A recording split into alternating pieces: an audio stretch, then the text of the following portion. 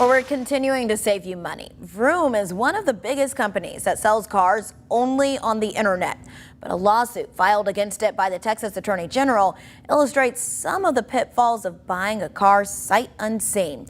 The company is also in trouble in other states. Well, joining me now to talk about it is Randy Hutchinson with the Better Business Bureau. Hi, Randy. How are you? Yeah, good. Hi. So, Randy, what problems have customers had with Vroom? Some people said the cars they received were not the ones in the photos, that body damage had been concealed, that interiors were dirty, discolored. Many people said the cars were delivered at night, and so they couldn't really inspect it well until the next morning, and that's when they discovered the condition problems.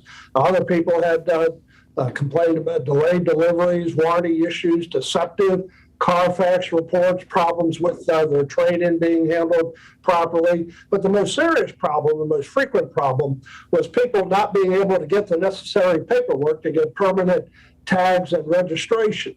One consumer filed a complaint with the Better Business Bureau in January saying that she had not gotten the paperwork yet for a car that she had bought in July.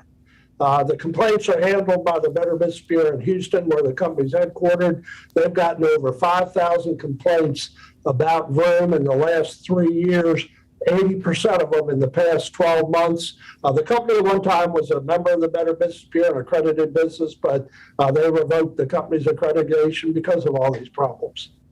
And that certainly is a lot of problems and such a headache for such an expensive purchase. So what is your advice for people considering buying a car online these days? You know, every brick and mortar dealer these days probably has an internet sales department, will let you do as much of the transaction as you want and are comfortable with online. But if you're going to buy it completely online, do your best to somewhere, at least toward the end of the transaction, to inspect, test drive the car before you actually consummate the deal, pay the money.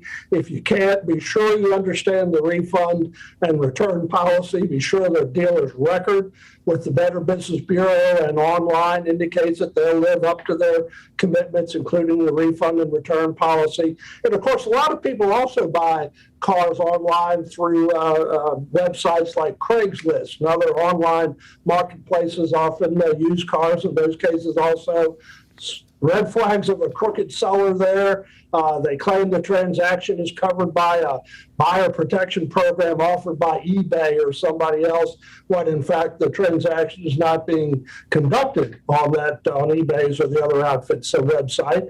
They request payment via wire transfer, a gift card, prepaid debit card, maybe even cryptocurrency these days. They cite some reason that you just can't meet them online. They're being deployed overseas or some other reason. You can only communicate by phone, sometimes maybe by email, at a price that's well below market value. A good deal is a good deal, but if it's too well below market value, then there's probably something going on. Oh, always, if it is. All right, Randy, a lot of good advice to take heed of there. Thank you so much for joining us for Midday. Thanks.